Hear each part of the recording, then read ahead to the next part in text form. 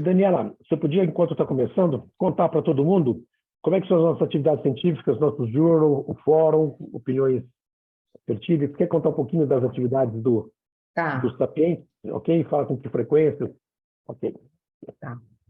Bom, então, além do nosso curso de pós-graduação, que todo mundo conhece, e os novos cursos que a gente está começando agora no segundo semestre, a gente tem as atividades científicas que são quatro principais. A primeira delas é o Journal Club, que é esse aqui que a gente está tendo hoje, que é uma reunião mensal, acontece normalmente na primeira terça-feira do mês, com duração de uma hora e pouco, que é um encontro online mais acadêmico, então a gente discute assuntos mais acadêmicos, de artigos que foram recentemente publicados, assuntos, enfim, assuntos mais acadêmicos. Aí a gente tem o fórum, que já é um pouco mais informal, que normalmente é um bate-papo, né, Cris?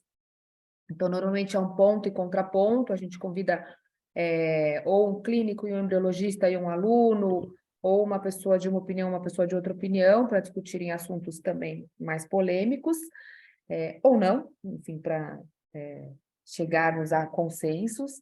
E a gente tem o Opiniões Fertility, que acontece, o fórum acontece também uma vez por mês, na última quinta-feira do mês. É isso, né, Cris? E aí a gente tem Opiniões Isso. Fertility, que acontece em média uma vez a cada 2 meses, que é uma reunião presencial com o nosso grupo, que a gente discute assuntos mais clínicos, então é para médicos, exclusivamente, Opiniões Fertility. A gente tem o highlights de congressos, que acontecem normalmente após os congressos internacionais e também após o Congresso Brasileiro de Reprodução Assistida, então tem o Highlights ASHRE, o highlights do Congresso Americano, do ASRM e do Congresso Brasileiro de Reprodução Assistida. A gente tem o Sapiente Ensina, que é uma preceptoria, então, para médicos recém-formados, iniciantes, na verdade, na reprodução assistida, que estão começando a carreira na reprodução assistida. Então, eles vêm no Fertility, passam 3 dias lá com os nossos médicos, acompanhando os nossos casos clínicos. O que mais, Cris? Residência. Programa de residência, que os residentes passam 2 semanas com a gente, também acompanhando os casos clínicos. E acho que é isso, né? Nossos cursos especializados de agora. Os cursos especializados que estão começando agora no segundo semestre. Quer falar rapidinho, Cris? A gente iniciou com 3 cursos especializados. A gente vai ter um curso de genética para médicos, uma visão 360 aplicada à reprodução humana. A gente tem um curso de bioética e biodireito também aplicado para a reprodução humana. As grades estão no site, né, para quem que tiver interesse em ver o conteúdo, e um curso de reprodução humana atualizada, que é principalmente para quem já passou aqui com a gente e que quer se atualizar aí em protocolo de estimulação ovariana controlada, em gestão de consultório, que também acontece agora no segundo semestre.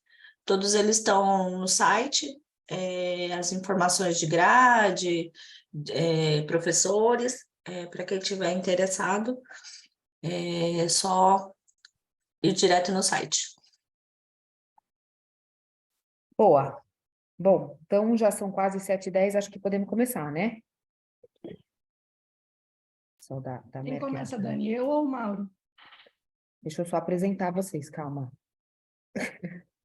Bom, então vamos lá. Vamos começar o nosso 5º Journal Club de 2024. Primeiramente, eu queria agradecer a presença do Mauro e da Rosane, que são nossos médicos do nosso grupo, e o Dr. Edson Borges, nosso diretor científico. Gostaria de agradecer a presença de vocês, gostaria de agradecer a Merck, que está colaborando, está apoiando mais uma vez esse 5º Journal Club. Então, hoje, quem gostaria de falar antes? Acho que pode começar com o Mauro? Podia anunciar os temas, Danine? Uhum.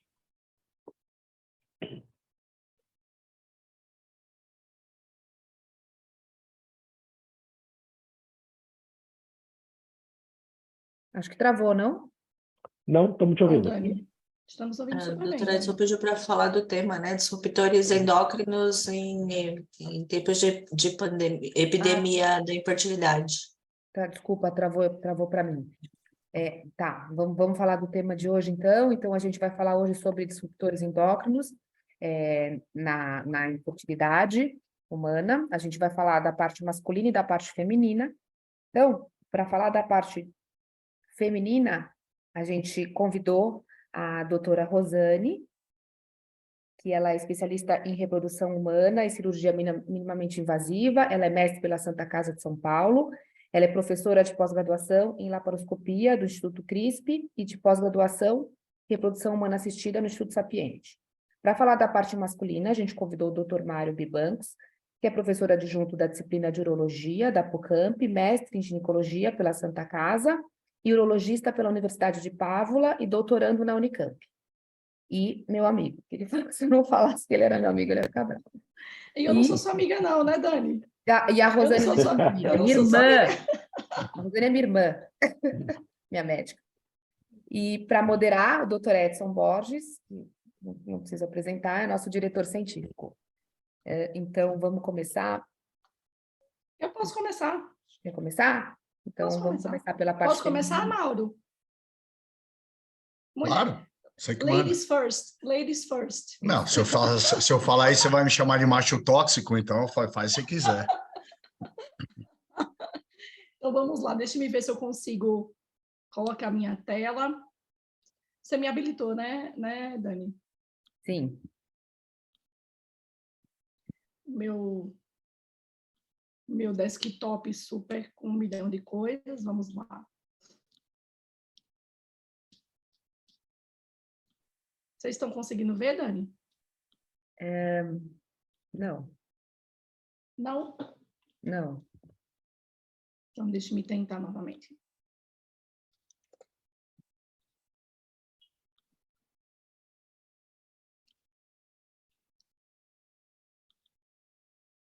Vê agora, Dani.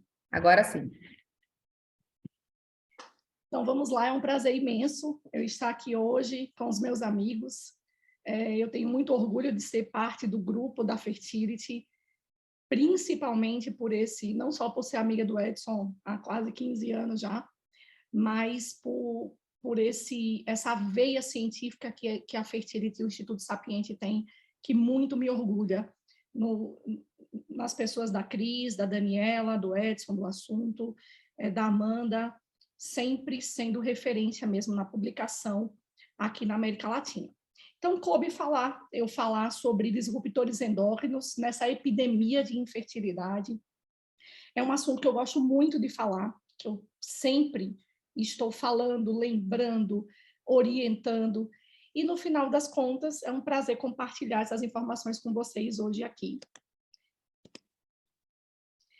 Eu queria perguntar para vocês o que vocês veem em comum e o que vocês veem de diferença aí entre essas 3 mulheres. Eu, minha avó, minha mãe, minha filha Bruna. Cris?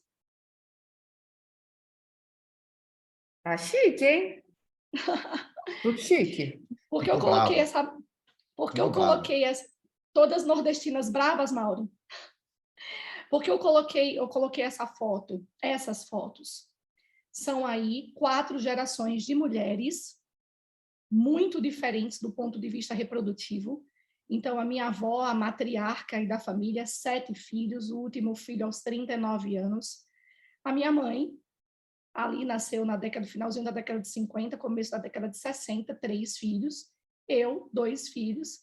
E a minha filha Bruna, eu espero que vários filhos, porque nós vamos mudar o padrão da fertilidade da nossa sociedade, que está indo por água abaixo. Mas por que eu coloquei isso aí? Essas imagens. A minha avó não teve dificuldade para engravidar. A minha mãe teve um pouco de dificuldade para engravidar, teve síndrome de ovários policísticos. Eu, felizmente, não tive dificuldades para engravidar, tive 2 filhos espontaneamente, mas tive endometriose e, recentemente, fui submetida a uma cirurgia, graças a Deus, curativa para essa doença. Então, nós observamos que o padrão da mulher mudou, o padrão da fertilidade feminina mudou.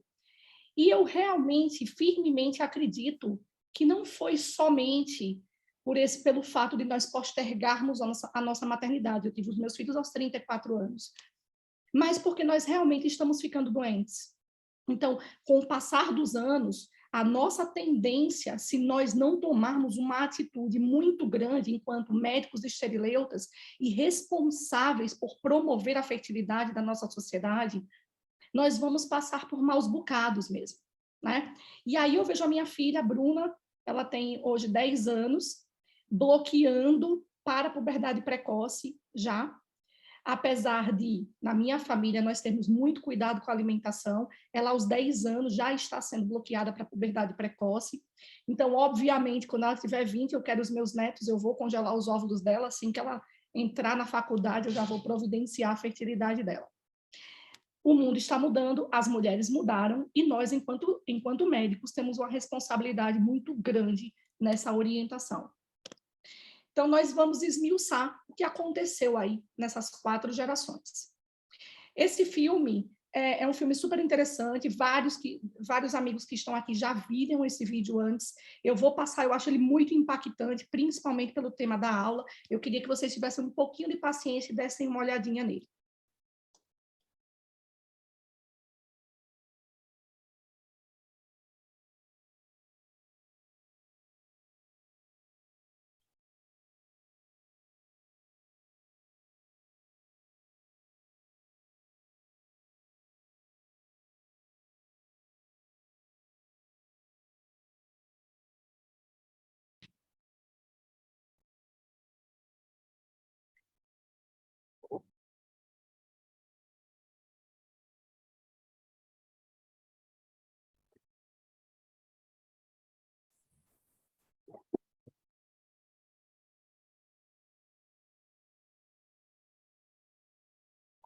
Boa noite.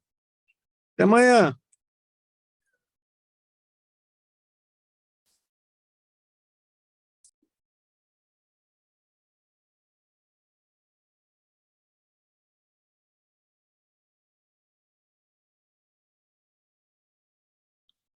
Então, olha só a importância de uma menina grávida, sendo que o ser humano mais jovem do planeta tinha 18 anos. Durante essa exposição aqui, vocês vão perceber que toda a contaminação que nós mulheres sofremos ao longo da nossa vida, e principalmente durante a nossa gestação, pode ser passado para os nossos offsprings, podem ser passados para a nossa prole. Olha a gravidade disso. E a importância da conscientização, por exemplo, um pré-natal simples, que antigamente no pré-natal nós passávamos sulfato ferroso para as nossas pacientes, né? Quem fazia obstetrícia, e estava tudo certo. E essas mulheres aí expostas a 1 milhão de contaminantes passando para suas filhas, que já continha dentro do seu útero todas as células germinativas que ela iria desenvolver ao longo da vida inteira. Nós somos uma geração de mulheres inférteis. Se nós é claro que a gente tem uma amostra viciada, né? Então, no nosso consultório só chegam pacientes muito graves, mas quando nós conversamos no supermercado, conversamos no nosso condomínio, conversamos com os nossos amigos, sempre tem alguém falando: ai, doutora Rô, eu queria opinião a respeito de uma amiga assim, assim, assado, que não consegue engravidar. Então, a sensação que a gente tem é que, sim, nós estamos uma geração de inférteis. E o que tem nos deixado doentes? Por que nós estamos cada vez mais doentes? É só porque nós estamos engravidando mais tarde e ao longo dos anos nós estamos mais suscetíveis a doenças? Ou não? O mundo está nos deixando mais doentes mesmo. Esse artigo é um artigo emblemático, né? É um artigo que fala aí da porcentagem de infertilidade ao redor do globo. Uma coisa que é super interessante, ainda há lugares nos quais o acesso à reprodução humana é muito pobre. Então, é preciso, sim, haver uma conversa, haver uma dedicação da nossa sociedade a respeito disso, para que haja uma democratização dos tratamentos de reprodução assistida, mas não só isso, para que haja mesmo uma promoção de fertilidade como um todo, principalmente nas mulheres entre 15 e 30 anos. Eu sempre falo desse grupo específico de mulheres, são mulheres que elas são negligenciadas durante esse período. São mulheres que vão ao ginecologista e o ginecologista eles colhem Papa Nicolau, eles fazem ultrassom transvaginal, mas não existe nenhuma orientação a respeito de fertilidade, e é justamente nesse período no qual será desenvolvida a maior parte das doenças que irão causar infertilidade e que vão fazer com que essas pacientes acabem nos procurando no futuro para tentar engravidar. A pergunta é, FIV e cirurgia resolve? Então, a gente vai fazer FIV para todo mundo, tudo bem, todo mundo ficar doente? Né? A gente tem hoje técnica de reprodução assistida, a gente sabe que não, né? Então, a literatura, ela é robusta, evidenciando que a gente não tem aí muito mais do que 50% de taxa de gestação na maioria dos serviços de reprodução humana. Da mesma forma, todas as cirurgias que nós fazemos para fertilidade, e aí eu estou puxando a sardinha para o meu lado, né? Eu sou especialista em fertilização e especialista em cirurgia minimamente invasiva, e independentemente de qualquer coisa que eu faça, aí a taxa de sucesso vai girar em torno de 50%. Lá na Fertility um pouquinho mais, né, Edson? Laboratório excelente. Então, a gente tem uma taxa um pouquinho mais alta, mas é isso mesmo na maior parte dos serviços. O que são disruptores endócrinos? Então, eu fiz uma definição simples, né? Uma definição assim, bem parecidinha com a do ChatGPT. Substâncias químicas que podem interferir na função do sistema endócrino do organismo. Eles podem ser naturais, sim, podem ser naturais. Podem ser fabricados e são encontrados em uma série de coisas, desde a latinha de Coca-Cola zero que eu estou bebendo aqui, até o batom que eu usei na boca, MAC, que tem um pouquinho de chumbo. Eles podem interferir na síntese, na secreção, no transporte, na ligação, na ação ou na eliminação dos hormônios naturais. Então, não é que eles só vão interferir na produção hormonal ou só vão mimetizar a função hormonal. Eles podem também interferir na reabsorção desses hormônios. Então, um exemplo clássico muito interessante é que alguns disruptores endócrinos, BPA, pesticidas, podem agir na microbiota intestinal, fazendo com que haja uma maior proporção de bactérias que produzem beta-glucaronidases, que são capazes de desconjugar o estrogênio na luz intestinal, fazendo com que esse estrogênio não seja eliminado, ele seja reabsorvido. Então, esse fenômeno de predominância estrogênica pode sim vir de disruptor endócrino, e a gente sabe que uma série de doenças, elas vêm do excesso de estrogênio, do hiperestrogenismo, da ação, da superexpressão dos receptores de estrogênio. A exposição aos disruptores está em todos os lugares. Então, os alimentos que nós consumimos podem ser produtores de micotoxinas, os alimentos que nós consumimos podem ter sido produzidos através de agrotóxicos que são produtores de micotoxinas, a maquiagem, o shampoo que nós lavamos o cabelo que tem parabeno, o plástico no qual nós esquentamos a água, essa garrafa de plástico linda aí, que todo mundo agora usa, aquele garrafão de água colorido, né? É plástico aquilo. Esquenta, solta BPA. Então, no final das contas, nós estamos sujeitos à contaminação por disruptores endócrinos o tempo inteiro.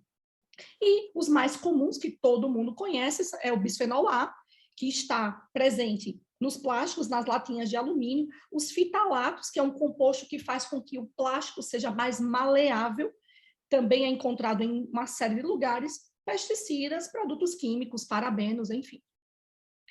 Quais são os 3 principais mecanismos de ação dos disruptores endócrinos? Mimetizar a ação hormonal, então é como se você estivesse consumindo um estrogênio. O BPA, ele tem essa capacidade de se ligar a um receptor estrogênico funcionando como se fosse um estrogênio mesmo. Afetar a produção e a excreção de metabólitos hormonais, como eu falei para vocês, como tem pesticidas e o próprio fitalato, ele age alterando a microbiota intestinal, fazendo com que haja uma maior reabsorção de estrogênio.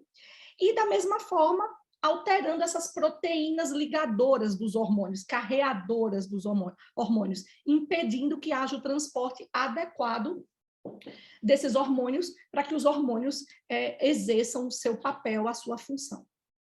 Mas o que a gente quer saber aqui é a infertilidade, né? Então, infertilidade feminina, como é que isso pode causar infertilidade? Ainda é um terreno de ninguém. Quando eu fui levantar a literatura para fazer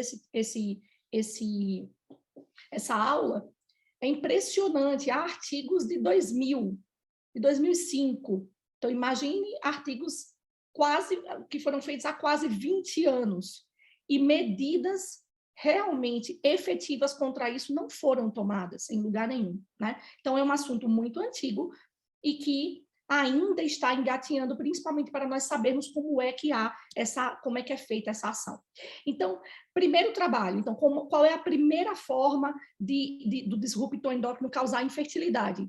Falência ovariana precoce. Então, existe evidência, sim, robusta, que mulheres que têm uma reserva ovariana diminuída pela contagem de folículos antrais, então, este trabalho é um trabalho já antigo, 2013, então o trabalho já é um trabalho mais antigo. Nessa época, a maior parte dos trabalhos que avaliavam a contaminação com disruptores endócrinos era pela dosagem urinária. Então, as mulheres que tinham uma dosagem urinária maior de BPA apresentavam a contagem de folículos antrais menor. Isso não foi observado nos níveis de FSH, no volume ovariano, mas sim a contagem de folículos antrais era menor. Esse artigo é um artigo super interessante mesmo. Olha, Edson, você que gosta aí do agro, existe essa substância que é a zeralenone, o zeralenone, é uma micotoxina não esteroidal que é utilizada em agrotóxicos, é utilizada em fertilizantes, é utilizada na produção, no cultivo de cereais. Então, cereais podem produzir essa micotoxina, alimentos contaminados por esses fertilizantes podem produzir esta micotoxina, e esta micotoxina, ela tem uma molécula estrutural muito parecida com a do estrogênio. Então, há pacientes que podem ter sinais de predominância estrogênica e estarem sendo contaminadas por mofo. Micotoxina nada mais é do que mofo, tá? Os metais pesados. Nós, né, da reprodução humana, nós não temos o hábito de avaliar os metais pesados nas nossas pacientes, né, a impregnação de metais pesados. É muito complicado nós tirarmos absolutamente todos os metais pesados da vida das nossas pacientes, por exemplo, o desodorante de alumínio, mas esse trabalho também é um trabalho interessante. Quem quiser pegar a literatura e ler o trabalho, ele separa cada componente e o que esse componente pode causar na fertilidade, mas, de uma maneira geral, a gente tem aí um resumo que os metais pesados podem causar tanto alteração masculina, com a diminuição da contagem do seminal, da motilidade, mas, da mesma forma, pode causar desbalanço hormonal, atresia folicular, diminuição na maturação e na competência ocitária e, consequentemente, causar realmente um quadro de infertilidade só por impregnação de metal pesado. Este outro trabalho, ele vai mostrar, e isso tem um pouco de relação com a síndrome de ovários policísticos, uma série de disruptores endócrinos tem relação com a obesidade. Por quê? Porque a maior parte dos disruptores endócrinos, eles são lipofílicos. Então, eles conseguem ser armazenados na membrana, na gordura da membrana, e isso pode ser eliminado ao longo do tempo de uma forma muito lenta. Além disso, existem disruptores endócrinos que podem agir aumentando a obesidade, aumentando o tecido adiposo, aumentando, então vamos lá, resistência insulínica, afetando a taxa basal, fazendo com que haja um maior número de adipócitos. Então, por diversos mecanismos, esses disruptores endócrinos podem agir aumentando o tecido gorduroso dos pacientes, aumentando também a aromatização de androgênio em estrogênio, combinando com hiperestrogenismo, mas pela resistência insulínica, dando também síndrome de ovários policísticos e anovulação crônica.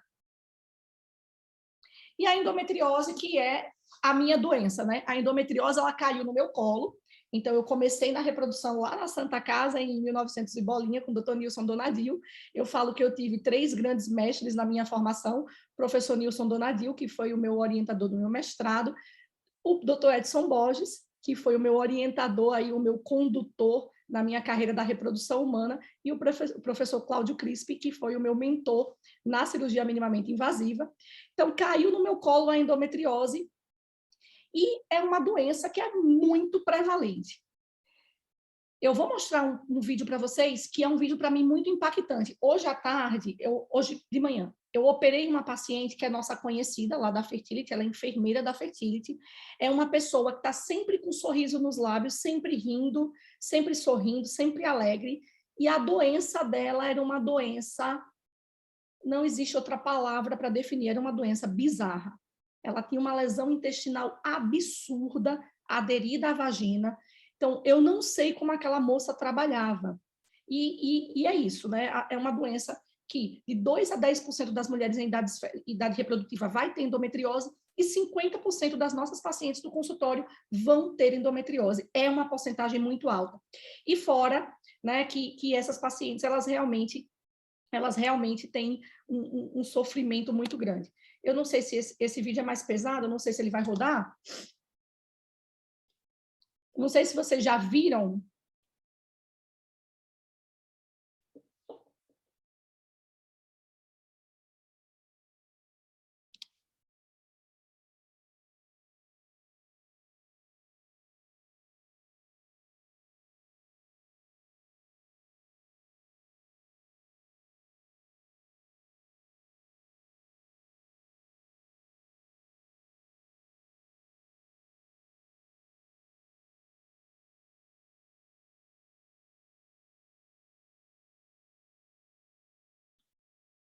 Não é aceitável que a dor da mulher seja menos importante, né? Então, nós, enquanto médicos esterileutas, que temos 50% das nossas mulheres têm infertilidade, têm endometriose, nós precisamos nos atentar que essa doença existe e nós precisamos fazer algo além de entregar o bebê no colo, que é o que nós fazemos com excelência. Eu gosto muito desse artigo, é um artigo simples, de um grupo brasileiro. Eu amo essa foto, já coloquei em vários slides de várias aulas minhas, e tem tudo a ver com a nossa aula aqui, porque a endometriose, ela é uma doença que ela realmente é estrogênio dependente. Então, imagine que uma série de disruptores endócrinos agem como estrogênio mimetizadores, né? Eles mimetizam a função do estrogênio, e é uma doença que exige inflamação local. Existe e os disruptores endócrinos, eles agem promovendo estresse oxidativo e inflamação. Então, é claro que disruptor endócrino pode sim ser causa de endometriose e ser aí um dos pilares que podem justificar o aumento dessa doença de uma forma tão avassaladora como realmente, né, a endometriose vem se mostrando. Esse artigo também é um artigo clássico, é um artigo bem interessante. Eu acho essa imagem, essa mãe com esse bebê no ventre super emblemática. Por quê?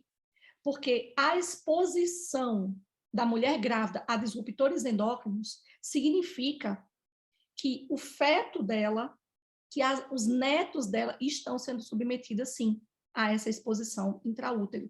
Então, por isso que eu coloquei lá a foto, né, da minha avó, da minha mãe, a minha e da Bruna. Então, no final das contas, a gente fica até se sentindo um pouco, nós mulheres, nasceu a mulher, nasceu a culpa, né? Meu Deus, será que eu fui impregnada por metal pesado? Será que eu fui impregnada por micotoxina, por BPA? Eu esquentei o plástico da comida no micro-ondas? Porque a minha filha fez puberdade precoce, né? E aí a gente precisou bloquear. Mas é isso. Então, vamos conscientizar nossas mulheres que gestante tem um papel muito importante no transgeracional, né? No impacto do disruptor endócrino na sua prole. E aí, essa tabela, eu sei que é uma tabela enorme, eu queria que vocês fossem ler o artigo, um artigo super interessante. Por quê? Porque ele coloca cada disruptor endócrino, pelo menos os principais, e aqui eles vão colocando qual é o impacto de cada um, né? Então, o dietilbestrol, ele fazia aumento do câncer, do adenocarcinoma, infertilidade, alteração de hipospádia no homem. E aí, o bisfenol A, ele faz alteração do desenvolvimento fetal, ele altera, inclusive, o comportamento das crianças. Então, tem trabalho já relacionando o disruptor endócrino à alteração cognitiva das crianças, os fitalatos, alteração, infertilidade em homens e mulheres, endometriose. Então, no final das contas, é um resumão aí de tudo que a gente tem de disruptor endócrino e doenças que podem causar infertilidade.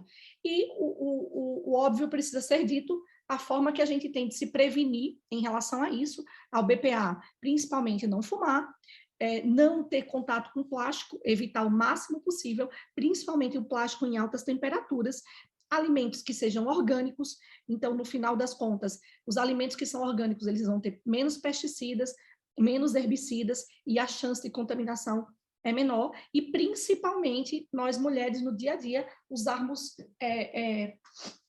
substâncias que não tenham fragrância, né, que não tenham cheiro, porque essas substâncias elas podem promover alterações hormonais e infertilidade. Esse trabalho é um trabalho super interessante. Ele explica como o disruptor endócrino, além do estresse oxidativo e promovendo o nicho inflamatório, como ele pode causar infertilidade. Então, eles fizeram uma hipótese de que a ação a disruptores endócrinos dentro do útero faz com que essas meninas tenham uma menor taxa de testosterona, já que vai haver uma maior conversão periférica para estrogênio, e isso vai diminuir o diâmetro anogenital. Então, observou-se que as mulheres com endometriose têm um diâmetro anogenital mais curto, e isso poderia ser por alteração, por contaminação da microbiota endometrial pela microbiota intestinal de mulheres que já haviam sofrido contaminação por disruptor endócrino. É uma teoria super interessante. Claro que a gente não tem como provar isso, isso não é provado, mas é uma teoria realmente super interessante dessa relação. Esse trabalho é um trabalho de um grupo brasileiro, muito bom. O trabalho faz uma review, é uma review simples, mas ela mostra que o TCDD e o PCBD, o PCB, eles induzem o desenvolvimento de endometriose em gorila. Os fitalatos, eles são mais encontrados nas mulheres que têm endometriose no sangue, e a gente sabe, como eu falei anteriormente aqui, que os mecanismos não são mecanismos que são plenamente conhecidos, mas nós acreditamos que existe um potencial de inflamação, angiogênese e estímulo à proliferação estromal e uma diminuição da apoptose das células estromais. Em relação ao ovário policístico, eu já falei um pouco antes, né? Os disruptores endócrinos, por serem lipofílicos, eles vão aumentar a taxa de gordura corporal, aumentando a obesidade, aumentando a resistência insulínica, e isso pode, sim, causar uma síndrome de ovário policístico com hiperinsulinemia, causando disovulia e aumento da taxa de infertilidade. Diante de tudo isso, o que é que a gente pode fazer?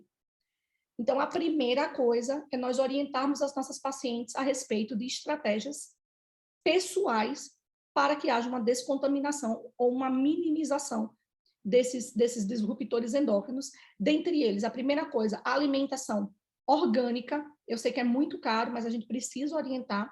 Então, principalmente nós, mães de meninas, né? Então, as nossas crianças, elas devem, sim, se alimentar de orgânicos, evitar tudo que é enlatado, tudo que é em caixa, evitar todos os cosméticos que têm fragrância, inclusive os desodorantes que têm alumínio, a gente usar desodorante que não tem alumínio. Essas estratégias pessoais, elas vão, pelo menos, mitigar o quadro grave no qual nós vivemos hoje em dia, para que nós não acabemos lá igual filme, que a criança o adulto mais jovem do nosso planeta tinha 18 anos, né? E uma educação em larga escala, isso nas escolas, isso nas universidades. Eu volto a ressaltar aqui a importância que a gente tem enquanto promotores de saúde e de fertilidade nessas meninas entre 10, 15, 30 anos, essas mulheres que não querem engravidar. E o mais importante, que é o mais chocante, é regulamentação desses produtos químicos que, infelizmente, ao redor do mundo inteiro, não há uma regulamentação dura, não só na produção dos alimentos, mas também na produção dos produtos que são utilizados na indústria, nem nos Estados Unidos. Então, nós estamos, sim, sendo envenenados e, em momento nenhum, existe uma comoção aí social para que isso seja resolvido, ou pelo menos seja minimizado. Fazendo são os 2 últimos slides da aula, né? Eu vou fazer aí um resumão de como é o mecanismo dos disruptores endócrinos na nossa fertilidade. Então, a exposição a pesticida pode diminuir a saúde ovariana, pode diminuir a produção dos hormônios esteroidais, isso em animais, né? A gente vê que os metais pesados estão associados a um impairment, uma piora da competência ocitária, do desenvolvimento dos folículos.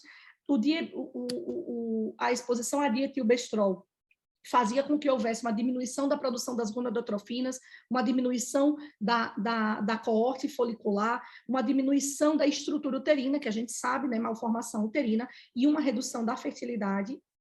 O DEHP e o BPA, eles na vida adulta, eles podem sim diminuir a fertilidade em animais. O TCDD vai fazer com que você tenha uma piora, uma desregulação da produção dos hormônios sexuais, uma diminuição da maturação ocitária, uma piora, né, uma alteração anatômica aí do útero.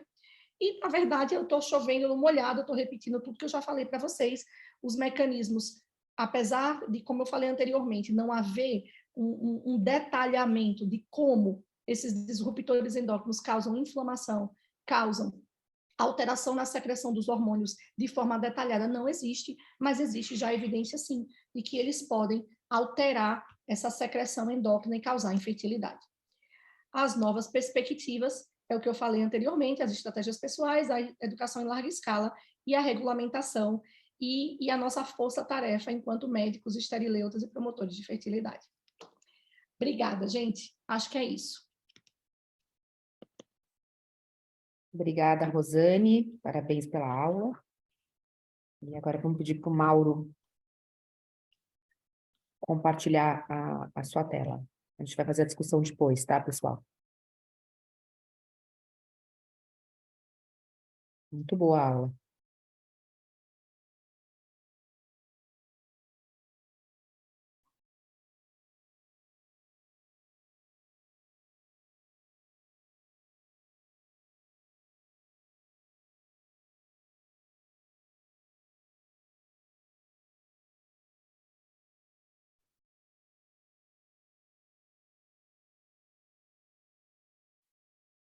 Dani, está aparecendo aí? Tá. Tá? Estão me escutando bem? Estamos. Tá, vamos lá. Foi até bom ficar, como vamos dizer, o segundo aqui na fila, porque eu vou aproveitar alguns ganchos do que foi falado. A parte masculina, ela tem algumas implicações mais poderosas em relação aos disruptores endócrinos, no seguinte sentido, dizendo que eu vou fazer um filho o ano que vem, eu não tenho esse espermatozoide pronto, eu não tenho uma célula que já tem pelo menos um início de formação dela, eu não maturo só essa célula, eu vou fazê-la desde o início, ou seja, efeitos externos podem fazer, vamos dizer, um estrago maior. Então, então ele tem um poder muito maior de agressão a isso. O homem tem uma vantagem, vamos dizer, técnica em relação à mulher. Ele tem o espermograma, então ele é um medidor mais reto. E, por último, a histologia testicular ela é muito simples para ser feita. Então, mesmo em animal, então você não precisa de grandes técnicas para você abordar o testículo. Isso faz com que a gente tenha algumas leituras mais retas em relação a esses contaminantes ambientais. Só que a gente não tem uma leitura como existe na mulher realmente, que é ele chega a ser quase um feeling, porque ele participa do nosso dia a dia. Não, a gente vê isso. A gente já está na nossa terceira normativa de espermograma. O espermograma vem sendo readaptado para que ele tivesse uma satisfação nossa no consultório. Todas as pessoas ficaram inférteis, o espermograma não batia mais com a nossa realidade. E a Organização Mundial de Saúde foi reestudando e foi repensando vamos dizer, essa normativa, o que chama atenção para uma coisa mais objetiva, são números. Com essas correções, ele ficou mais, vamos dizer, ele ficou mais fit, né? Ele apareceu mais com a nossa realidade. Que raiva, agora que eu fui ver, e era dia 1º. É que o rapaz lá da recepção tinha falado pra mim. Tem alguém falando aí, vamos desligar o microfone. Só que, mesmo assim, é muito frequente que a gente não saiba a infertilidade. É um espermograma alterado. É claro que eu sempre falo que a mulher tem a menarca, nós não temos um nome para o primeiro ejaculado, ele também não é importante, porque é um momento hormonal muito bagunçado, em que a gente realmente não tem uma informação. O espermograma vem lá e esse paciente tem poucas variáveis para aquele espermograma alterado. Bom, esse dia a dia foi demonstrado no banco de sêmen francês. E eles realmente analisaram por um período muito grande e perceberam o declínio do doador de sêmen, ou seja, o paciente fértil, num período não tão longo. Então, a gente está falando em menos de 30 anos. Bom, foi feita uma meta-análise na Dinamarca em que eles perceberam que, estudando em várias partes do mundo, não era um fenômeno francês, era um fenômeno mundial e que a queda era maior do que 50%. Então, isso chama a atenção de ser uma coisa que vem de cima para baixo, não é um fator isolado. Mas acho que o grande ponto a gente, quando vai falar de fertilidade, a fertilidade está fugindo um pouco do padrão filhos, FIV, que método que eu tenho que fazer, como é que acontece. A fertilidade entrou no padrão de saúde geral, o que era uma coisa completamente impensável anos atrás.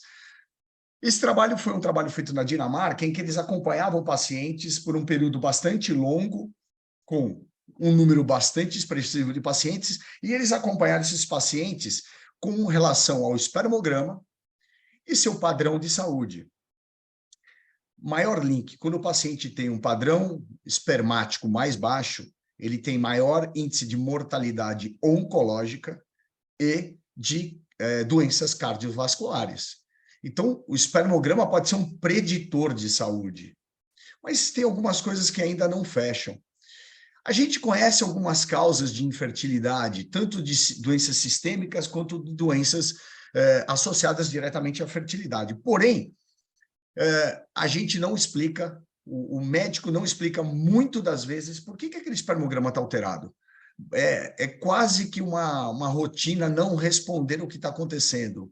Então, algumas vezes eu paro para pensar quantas varicoceles a gente operou e aquilo não era o fator principal, porque existiam outros fatores, tanto que o paciente não melhora. Eu sei também que existem outras coisas interagindo também no padrão de fertilidade, mas de longe as substâncias químicas são as mais importantes. Aí já pegando um pouquinho o gancho da Rosane, com relação aos pesticidas, com relação a algumas substâncias estrogênicas, a verdade é que a gente sabia com o que estava brigando.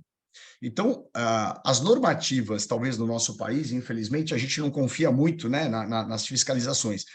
Mas quando a gente fala de Europa e Estados Unidos, isso funciona melhor. Não bem, mas melhor. Então, a gente já sabe dos pesticidas, a gente já sabe desse tipo de coisa. Porém, esse grupo de substâncias que está em tudo que está desenhado aí, ou seja, em todos nós, nesse exato momento, ele não tem normativa alguma. O PFAS ele tem o primeiro, vamos dizer, produto, que é o Teflon, da década de 30, Então, a pessoa que inventou claramente jamais saberia que ia causar isso. Eles fizeram isso, é uma revolução na indústria química, a gente pode ver o número de produtos aqui. Ele participa do nosso dia a dia. E o PFAS, ele é na verdade, o PFAS, ele é um grupo de substâncias. Tem o PFAS, tem o PFOA, tem várias microsiglas, e que essas substâncias não têm, vamos dizer, normativa. E quando for estudar em principal, vamos dizer, no principal, nos mananciais de água na Europa, em especial no norte da Itália e nos países mais industrializados, nos países como Holanda, o PFAS tem grande concentração na água. Então, talvez o grande problema não esteja naquilo que a gente tenta fazer de positivo. Porque quando a gente vai para essas cidades mais industrializadas, a gente também tem muita cultura envolvida. Muita gente tentando ter dieta orgânica ou dietas variadas que se preconizam uma melhor saúde. Mas o problema é que quando você irriga esse vegetal, ou quando você dá água para o teu gado, ele está sendo contaminado. É claro que você se contaminar menos é melhor, mas ele está na água. E mais, existem órgãos como esse EWG, aqui, o Environmental Working Group, ele estuda contaminações ambientais. E como a Rosane falou, o bisfenol é um vamos dizer, das estrelas disso. Só que eles colocam o PFAS agora como a primeira estrela, porque o bisfenol já é conhecido, você pode brigar com ele. Existe um levantamento em que eles fizeram com crianças e eles perceberam que no cordão umbilical tinha mais de 200 substâncias de contaminantes ambientais. Isso foi um problema enorme, porque, em tese, a gente via a placenta como um filtro. E esse filtro, ele bloqueava uma série de substâncias, o que não é uma verdade. Ele bloqueou um pouco mais do que a metade, mas não bloqueou tudo. E aí os trabalhos, em especial, são feitos em animais. Por quê? Porque jamais a ética vai permitir uma contaminação de alguém só para você estudar.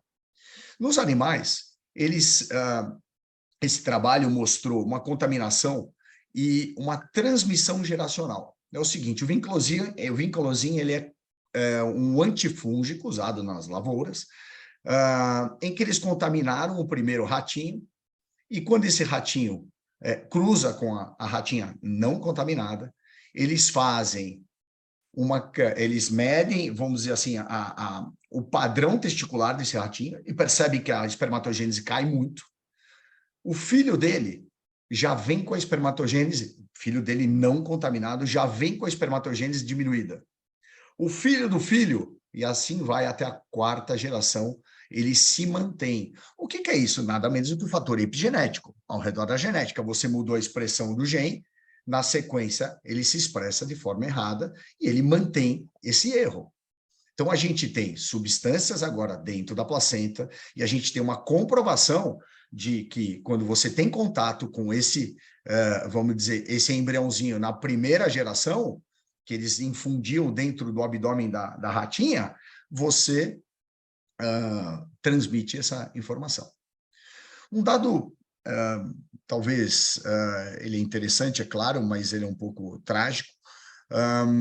Na Dinamarca é permitido o aborto. Então, eles criaram, eu não vou entrar no mérito disso, se deve ou não deve ser feito, mas criou-se um dado e começou a se estudar parte sanguínea da mulher que resolveu abortar. Então, é um aborto social, tá? Não é um aborto induzido. Parte da placenta e parte dos órgãos desse nenê, desse embriãozinho que foi produto de um aborto. A substância, o PFAS, foi encontrado de 5% a 27% do padrão, vamos dizer, das doses que essa mãe tem. Ou seja, isso passa pela placenta realmente, mesmo no humano, nessas substâncias que estão no nosso dia a dia. Um levantamento feito, em especial em animais, mostrou o declínio, os estudos em animais. Mas o que exatamente ele causa? E aqui acho que vem o divisor de águas. Claro que já foi falado da espermatogênese, produção espermática menor, mas tem 2 dados que são extremamente importantes. Quando a gente fala de tamanho de pênis e distância do que eles falam de ânus escrotal, a distância é o nosso períneo. A gente tem uma distância maior do que as mulheres. E essas pessoas foram divididas por regiões no Vêneto, na Itália. Então, existia a região vermelha, região altamente contaminada, região verde, que não era não contaminada, ela era pouco contaminada, mas, vamos dizer, com uma contaminação menor, e uma região amarela. O quão maior a sua contaminação, menor a sua distância ano-escrotal. Problema, você não tem esse tipo de diminuição com o tempo. Você já vem com essa informação, porque a nossa formação, a nossa informação de formação das nossas gônadas, ela é intrauterina. Então, você já veio com essa tendência. Então, essas crianças vieram com uma feminilização, ou seja, uma diminuição do potencial testicular e menores volumes testiculares. Já se hipotetizou aonde ficaria essa substância. Realmente, ele se liga ao receptor de testosterona. E esses pacientes com alta contaminação chegam a ter menor nível de testosterona, em torno de quase 50%. Se a gente depende da testosterona como maturação espermática, principalmente na fase de espermiogênese, que é a fase final, isso é como se fosse um veneno. Mas nós estamos falando não só de espermatozoide, eu estou falando de formação corporal. Eu falei lá atrás de doenças, mas o que está acontecendo? Será que se eu for para o laboratório, o nosso ICSI, o nosso colocar espermatozoide dentro do óvulo, ele previne os nossos sperm washes, os gradientes descontínuos? Não. A gente já descobriu que ele pode estar na membrana do espermatozoide. Então, peraí, agora já descobri que ele está externamente no receptor, ele está ligado ao espermatozoide, e eu estou fazendo embriões em que eu fotografo ele a cada 10 minutos para não tirar ele da câmera, ou seja, das estufas, de tudo que ele pode desestabilizar, tentando não ter uma influência. Porém, a gente não pode esquecer esse trabalho aqui emblemático do efeito paterno. O que ele traz, o laboratório não consegue, vamos dizer, suplantar. Aquilo que veio, aquele material, é o que vai ser trabalhado. E aí eles foram para a biópsia testicular. E realmente regiões dentro do testículo tem o que fazem. Então eu tenho dentro, eu tenho fora e eu tenho espermatozoide. Esse é um modelo gráfico de onde um trabalho polonês foi feito, em que eles acreditam que eles ficam bem nas pontes lipídicas, um título de curiosidade, ele realmente quebra a barreira hematotesticular. Então, vamos voltar. Eu tenho uma população menos capaz, eu tenho uma população mais doente, e que os trabalhos foram se juntando. Então, em especial, o professor Carlo Foresta foi juntando pontos, porque é como se fossem publicando de forma separada. O pessoal da cardiologia começou a falar que eles tinham, vamos dizer, síndromes metabólicas, doenças cardiovasculares. A oncologia já vem falando isso há muito tempo, em que essas substâncias provocam vários tipos de cânceres. E a gente entrou, agora a agência europeia, entrou já no nenê. Então, nós estamos dizendo que eles influenciam na gestação. Só que eles estão influenciando na gestação, produzindo pessoas mais doentes, pessoas menos capazes, e, ao mesmo tempo, os nossos testículos desligando. Essa medição de doença já foi feita com os funcionários das empresas que manipulam isso, com os funcionários de população ribeirinhas, aquelas que vivem ao redor dessas empresas, e as populações que moram longe. O quão mais perto, o quão mais exposto, pior, todo esse combo. Então, é um combo de problemas físicos que está desligando e religando, desligando e religando, desligando o testículo, religando doenças. Por último, nesse combo de doenças, eu falei até na CBRA, eu mostrei que foi levantado no COVID, foi levantada uma hipótese, não estou dizendo, pelo amor de Deus, nem a minha área, mas que pacientes que tinham maus prognósticos tinham altos índices de PFAS. Eles estavam realmente bastante contaminados. Isso os infectos vão ter que comprovar. Então, esse vamos dizer, esse gráfico mostra que a gravidez me produz pessoas com vários problemas, porque ela vai transmitindo de forma transgeracional vários outros problemas, com o testículo mais diminuído na sua função geral, então geral, espermatogênese e testosterona, e eu volto com o sistema, eu sou um paciente com mais doenças, e aí eu vou ter mais dificuldade para engravidar. E não só isso, em especial a oncologia, porque a oncologia tem uma relação direta, destruidora para o testículo, tanto de forma com substâncias paratumorais, como tumores testiculares, como quimioterapia e radioterapia. Então, a gente pode, através da própria cura, então eu vou produzir pessoas com mais doenças metabólicas que diminuem minha fertilidade, uma doença que tem que ser curada, uma doença mortal, em que o próprio tratamento me torna infértil. E aí eu vou lá, consigo passar por tudo isso, eu vou fazer uma gravidez. Nessa gravidez, eu na verdade, retroalimento esse sistema.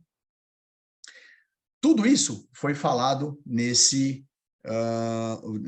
documentário da RAI, no YouTube, tem, sobre esse tipo de substância. Então, eles juntaram oncologistas, o professor Carlos Foresta, da infertilidade, tem engenheiros químicos, existem uma série de pacientes mostrando os seus relatos de câncer e assim vai, infertilidade.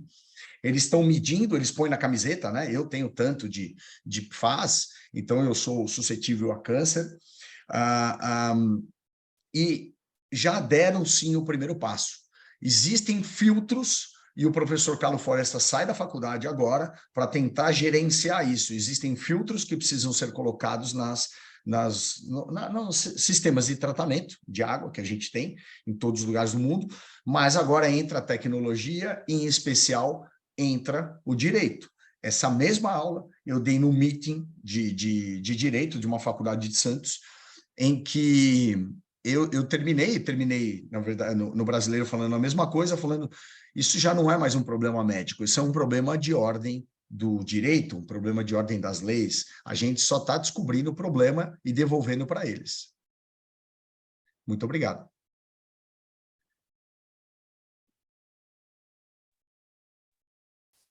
Obrigada, Mauro, pela excelente apresentação, excelentes apresentações dos dois, doutor Mauro e doutora Rosane. Agora, Nossa, Mauro, estou impactada, viu, Mauro, com sua aula. Saiu a coisa aí? A tela share, Não, tá? não. Não? Share. Cadê o share? Cadê o Então, stop vou share? aproveitar para passar a palavra para o doutor Edson e moderar a discussão. Obrigado, Daniela. Parabéns, Mauro e Rosane. As aulas super esclarecedoras e atuais. E realmente falar de qualidade de vida no mundo de hoje seguramente está transformando a nossa visão de reprodução. Há 10 anos atrás, a gente nem pensava em ter um assunto como esse para explicar as alterações da capacidade reprodutiva da nossa espécie. Isso é, pouco a gente pode fazer, tecnicamente falando, para tratar o casal infértil, quando a gente compara, por exemplo, com 10, 15 anos atrás. Os resultados de fertilização in vitro melhoram, claro, mas melhoram poucos pontos percentuais em muitos anos. Então, tratar o gameta no laboratório é uma coisa que a gente já faz muito bem, e já há alguns anos, pequenas melhoras. O que realmente a gente vai ter que passar agora a ter uma nova visão do casal para tratá-lo como pessoa, para melhorar o seu gameta. E, obviamente, como a Rosane e o Mauro falaram muito bem, evitar com que essas alterações transgeracionais elas ocorram. Para se ver a importância que isso é dado, o keynote, quer dizer, a palestra de abertura do Congresso Europeu desse ano, foi dada por um francês, Romain Barret, ele, professor da faculdade, professor da faculdade francesa de Côte d'Azur, um farmacologista, que falou justamente da alteração da dieta com a probabilidade de alterações nos homens e na prole.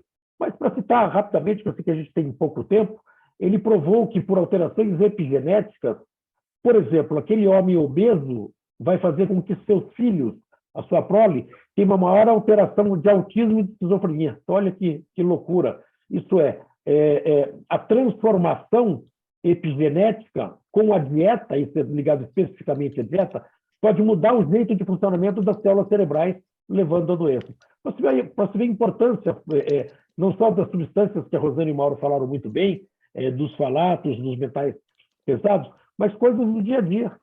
Por exemplo, nós sabemos que o homem obeso, obesidade grau 2 e grau 3, a probabilidade dele ser azospérmico é 4 vezes maior do que um homem que tem peso normal. E a mesma coisa o sobrepeso também. A probabilidade de alterações graves, oligoaceroteratozoospermias graves ou azospermias, também é maior. Isso é traduzido e potencializado pela mudança social. A gente vê que em 1950, no Brasil, o número médio de filhos por casal era 6,2. Hoje, 2023, é 1,5.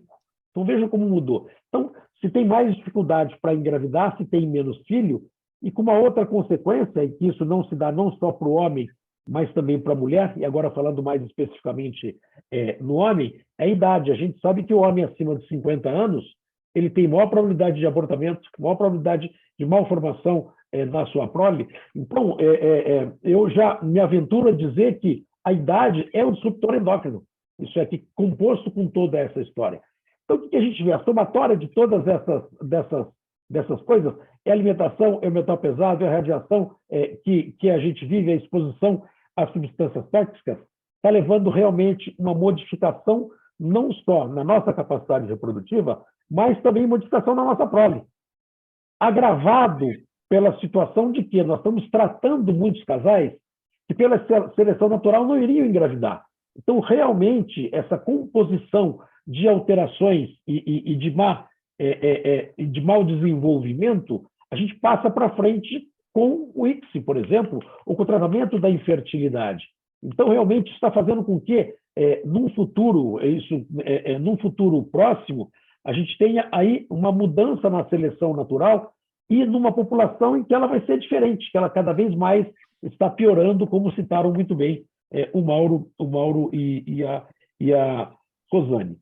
E, para terminar, um outro fato importante de alguns estudos, já falando também na mudança social associado a tudo isso, aquele homem que não tem filhos, comparado com aquele homem que tem filhos e mora com os filhos, o índice de mortalidade desse homem é maior. Então, veja bem, algumas coisas a gente está descobrindo, eu estou falando especificamente do homem, que é mais a minha área, em que nós na reprodução humana, tomarmos algumas providências, de tentar realmente mudar essa pessoa, de individualizar, se fala muito em medicina individualizada, de individualizar o tratamento daquele ser, daquele homem, daquela mulher, para melhorar a sua capacidade reprodutiva. Então, parabenizo novamente a Rosane e o Mauro, e a gente sempre aprende muito.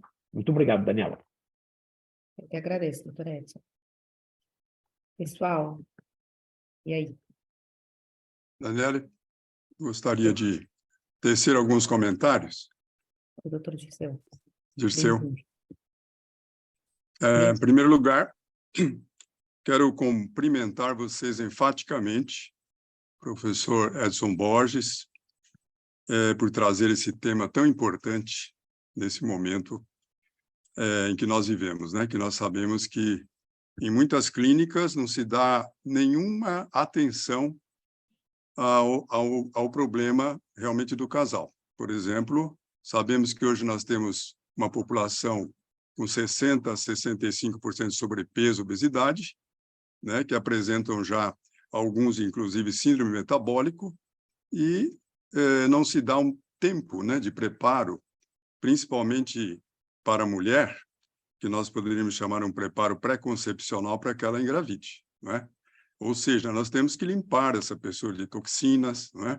Deixá-la em condições equilibradas em relação ao estresse oxidativo, minimizar ou mesmo você aplacar o problema da resistência insulínica e diminuir também a inflamação sistêmica crônica de baixo grau. Conseguindo isso, nós temos condição, tanto no homem como na mulher, de aproximar dois gametas que já estarão melhores. Temos certeza disso. Acho que é quase que insofismável isso, não é? Embora os trabalhos ainda sempre coloquem que parece que outros trabalhos que têm que ser realizados, né, para comprovar isso. Mas eu acho extremamente importante.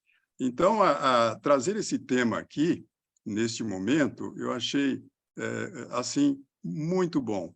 Um movimento que eu acho que vai acontecer agora. Nós temos que mudar, como o Edson disse, hoje nós temos ferramentas extraordinárias no laboratório, mas o homem e a mulher devem ser levados em conta em relação ao seu estilo de vida, o ambiente em que eles vivem, né? Que seja o mais saudável possível. E nós sabemos que você hoje não tem condição de se livrar de ter contato com os poluentes, mas você pode tornar a pessoa um pouco mais eficiente no sentido de biotransformá-los de substâncias lipofílicas e hidrofílicas, para que possam ser excretados, não é? Tanto pelo intestino, como pela urina, ou também pela pele, não é? Então, parabéns a vocês, eu fico muito feliz. Eu venho há muitos anos já, talvez por um problema da minha filha, estudando bastante tudo isso. Isso me levou, inclusive, a afastar-me um pouco da reprodução humana, mas eu acho que eu cresci nesse sentido de ter mais ferramentas, né, para que a gente possa fazer um trabalho assim mais eficiente, né? E principalmente nós trazemos ao mundo pessoas mais saudáveis, porque eles impactam tanto a nossa vida neonatal, na primeira infância, na adolescência, na vida adulta, nos levando a morbidades que são transgeracionais, que nós sabemos, né? Então, muito obrigado, parabéns ao Fertility e parabenizar o Edson, que foi um dos primeiros que colocou uma nutricionista na clínica, a Gabriela Halper. Fiquei super feliz, está fazendo um belíssimo trabalho, né, Edson? E você já voltou os olhos para isso já há bastante tempo, né? Eu acho que nós temos que seguir esse exemplo e todos nós temos na nossa clínica um setor com um nutricionista responsável, uma nutricionista funcional, que não apenas faça balanços calóricos, controle de peso, mas que saiba trabalhar com os metabólitos, né? E também eliminar essas substâncias que são extremamente nocivas para nós. Grande abraço a todos. Muito obrigado, doutor Vicente.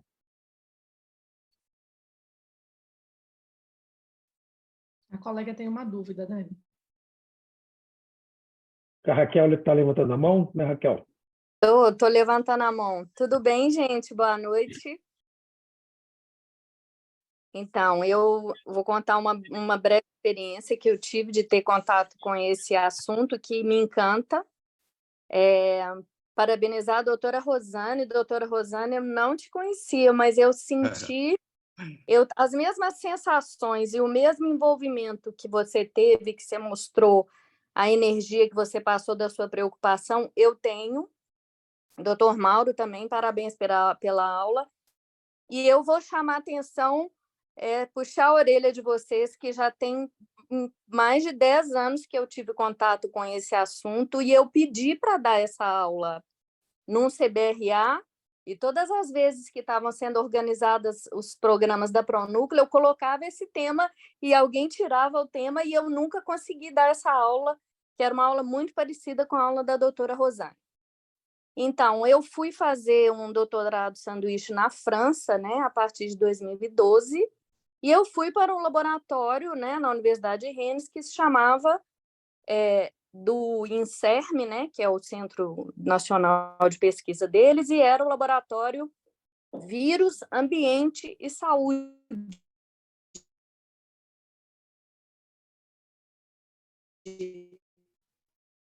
Então, era um grupo, o professor Bernard Gegu, ele faleceu no ano passado, e ele foi um dos pioneiros nessa parte masculina aí dos disruptores endócrinos. Ele tem livros publicados, um monte de artigo, e ele pesquisava basicamente a parte masculina.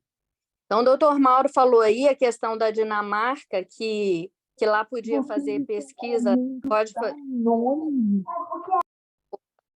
podia fazer pesquisa com o feto, e, de fato, lá na França também o aborto era legal. E o laboratório que eu trabalhava, a mesma capela que eu usava, né, eu trabalhava com amostra de testículo, eram usadas pelas doutorandas que trabalhavam com ovário fetal e testículo fetal, e a presença de efeitos de determinadas substâncias que eram disruptores endócrinos.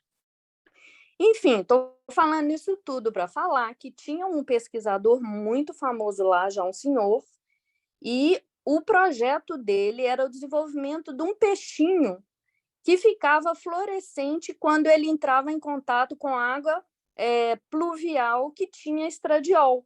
Esse era o projeto dele. E ele conseguiu desenvolver esse peixinho e, de repente, quando já estava tudo pronto, assim, para esse peixinho ser realmente utilizado lá como uma medida da contaminação pelo estradiol, ele teve todos os financiamentos de pesquisa dele cortados. Ele teve que encerrar as pesquisas dele, porque ninguém queria financiar esse peixinho que ele estava desenvolvendo. Enfim, concordo, né, que existem orientações que se pode dar a pacientes, a mulheres jovens, mas eu acho que o problema está bem maior do que isso. A gente já chegou no nível de contaminação de lençol freático e de tudo que a gente tem contato, que eu não acredito ser possível mais fugir, vamos dizer, desse destino que a humanidade vai ficar menos e menos fértil à medida do tempo. Não acho nem que seja reversível com políticas ambientais já no nível que chegou.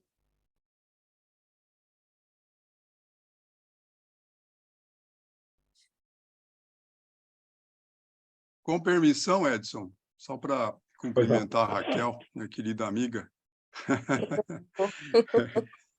Eu me omiti de cumprimentar a Rosane, a minha querida Rosane, que eu conheci alguns anos atrás, lá no Fertility, né, Rosane? Como você cresceu, você ampliou muito o teu conhecimento, você hoje é uma pessoa com conhecimento amplo, né? Fiquei muito feliz. E o Mauro Bibancos, que eu sempre vi assim como um indivíduo, assim, quando eu vi o Pelé jogar a primeira vez, eu logo pressenti que ele seria o maior do mundo. O Bibancos, desde o começo, eu sempre achei que ele seria um expoente, né? Foram duas excelentes aulas. Mas, viu, Raquel, só para dizer que esse tema aqui, a Raquel Carson, em 1956, no livro Silent Spring, ela já previa que esses poluentes ambientais, tanto os heavy metals como os pops, seriam um pesadelo da humanidade, né? E nós estamos vendo isso gradativamente, o que está acontecendo. O que nós temos hoje de autismo nos Estados Unidos é um para cada 28 nascimentos. E há uma previsão que até 2030 seja 1 para cada 4 nascimentos. Olha que coisa impressionante, né? Certamente, não vamos dizer que 100% seja esses produtos, né? Mas realmente assim uma curva linear que está acontecendo com todos esses acometimentos, né? E provavelmente também a dificuldade que esses seres têm de detoxificar no seu intestino, porque a maioria tem desbiose intestinal. Eles têm uma flora bacteriana completamente diferente de uma flora, digamos assim, eubiótica, né? Normal. Então, nós temos que lançar um olhar muito seriamente para tudo isso, e nosso papel hoje é conscientizar, não é mesmo? Porque se a gente tem esse conhecimento, um conhecimento já bastante fundamentado, eu acho que nós não podemos mais nos privar de fazer alertas, né? Obviamente, aqueles que se interessarem mais vão aderir a essa nossa preocupação. Eu complementando só, finalizando, professor Disseu, isso que o senhor está falando, eu acho que é muito importante. Você falou que o Edson tem essa visão. Eu acho que os representantes, quem tem voz, né, nas nossas sociedades, precisam se apropriar desse conhecimento e não só agir pela promoção da fertilidade. Então, acho que a nossa relevância, a nossa importância em promover fertilidade, em orientar essas meninas, trabalho de formiguinha mesmo, é muito grande, apesar de que, como o Mauro falou, né, na infertilidade masculina, isso vai ser passado para a prole transgeracional. As nossas meninas também já sofreram essa contaminação nos ventres das mães, mas o que a gente puder fazer para mitigar, para diminuir essa contaminação, e essa nossa preocupação no preparo pré-fertilização, Eu acho que a gente realmente tem uma importância muito grande, as nossas sociedades têm uma importância muito grande nesse contexto, e a gente precisa fazer algo, a gente precisa falar mais sobre isso, né? E principalmente em relação à preservação de fertilidade. Isso que o Mauro falou, Mauro, você falou dessa informação do contaminante na membrana do espermatozoide, quer dizer, imagina, né? Então, por mais que a gente trate isso dentro do laboratório, o estrago já foi feito, né? Se nós não tomarmos uma atitude previamente a isso, o estrago já foi feito, não tem o que fazer. Deixa eu só fazer uma consideração, algumas coisas que eu escutei aí. Acho que sim, acho que a Raquel tem algumas razões. Eu pus aquele documentário, quem tiver um pouquinho de paciência assistir lá, põe o subtitle lá em inglês. Existem sim processos bilionários na Europa, em especial uma parte delas são as montadoras, só que são empresas donas do mundo, vamos dizer assim. E eles fazem muita menção, não estou falando que nem sei polemizar isso, tá? Estou falando ipsis literis. A Mitsubishi já trocou de nome 3 vezes lá, porque eles se fundiram, eles vão trocando de cidade, trocando de nome, por descobrir que existem realmente contaminantes. Então, é claro que do ponto de vista de saúde geral, a gente está chegando depois. A gente não sabia da infertilidade, do combo. E eu acho que não só chegando depois, mas o Carlo Foresta fez o link de saúde, infertilidade e transgeracional. Então, o transgeracional já traz uma pessoa mais suscetível, tanto a infertilidade quanto a parte oncológica em especial. Existem outras coisas, mas também.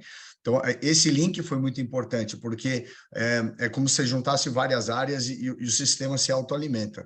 E realmente está acontecendo na Europa uma avalanche em relação a esse tipo de demanda ambiental, vamos dizer assim. E nós estamos levando a culpa, né, Mauro? Então, há colegas que vão lá em rede social, que é terra de ninguém, que não tem regulamentação. Na minha opinião, médico não poderia ter rede social, nós estávamos discutindo num grupo, né, nosso. E há quem vá lá na rede social falar que a fertilização in vitro é responsável por isso tudo, por tornar os pacientes doentes, né, por tornar a prole doente.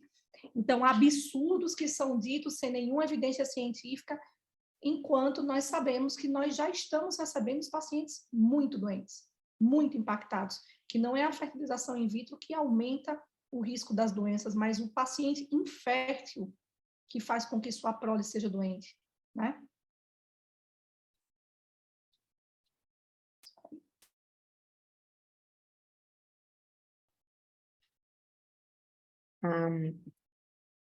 A Lígia disse aqui que hoje temos a questão dos contaminantes, chamada deficiências nutricionais importantes. Verdade.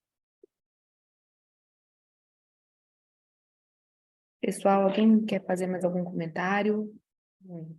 E fazer mais um comentário, Danélia, à guisa de uma complementação do que a Rosane falou.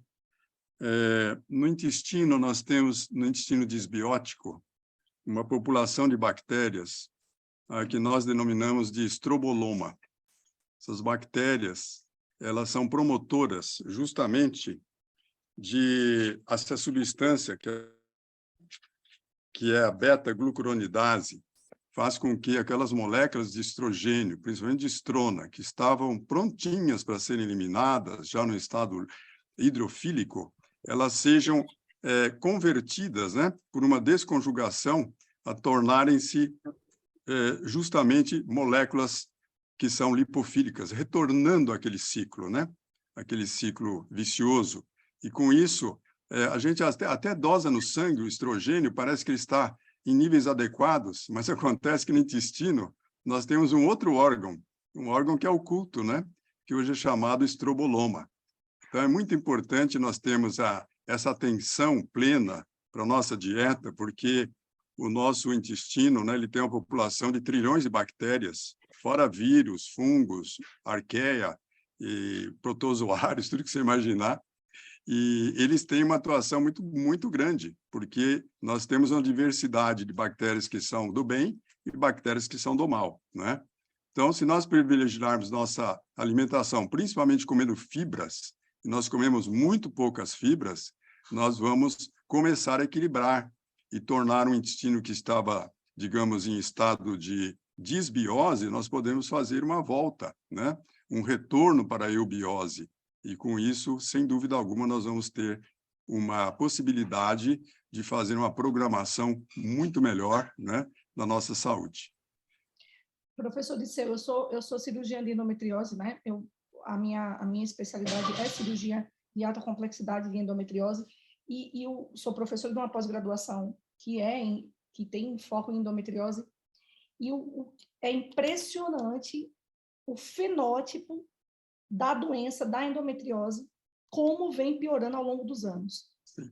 Então, a sensação é que nós nos deparamos com doenças cada vez mais agressivas. Sim, e se nós, cirurgiões, não nos atentarmos a isso, nós vamos fazer papel de bobo.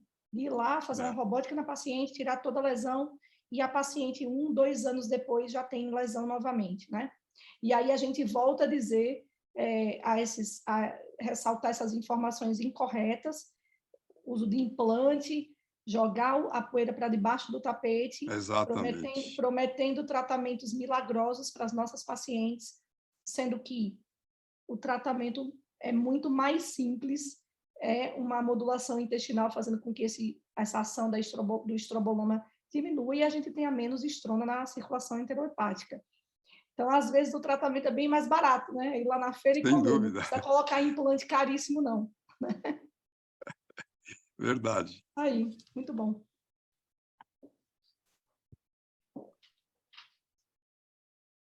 Muito bom. Doutor Edson. Isso, estamos com 1h30 de reunião. Eu agradeço realmente a todos, agradeço a Merck, a todo o seu grupo pela oportunidade de a gente cultivar e promover ciência, é uma coisa maravilhosa, as opiniões são ótimas. Eu deixo aqui uma ideia plantada, falando em nome da Sociedade Brasileira de Reprodução Assistida, para que nós, como sociedade, iniciemos uma campanha de educação e de formação, não só técnica para nós médicos, que precisamos muito desse conhecimento, mas também para a população, que a gente viu que esse é o caminho que a gente tem para a reprodução. Como todos nós falamos, o doutor Disseu, Rosane, Mauro, muito pouco a gente vai conseguir em termos técnicos, a gente tem que agora caminhar para o tratamento do indivíduo. Então, Daniela, muito obrigado, agradeço novamente ao Instituto Sapiente, ao Fertility e a Merck, e passo a palavra para você, Daniela. Muito obrigado. Muito obrigada mais uma vez, obrigada, doutora Rosane, doutor Mauro, doutor Edson, obrigada mais uma vez a Merck por apoiar aí nossos eventos científicos. Então, eu vou encerrar, tá bom? Ok, boa noite a todos, muito obrigado. Boa noite, pessoal. Até mais, obrigada, tchau, tchau.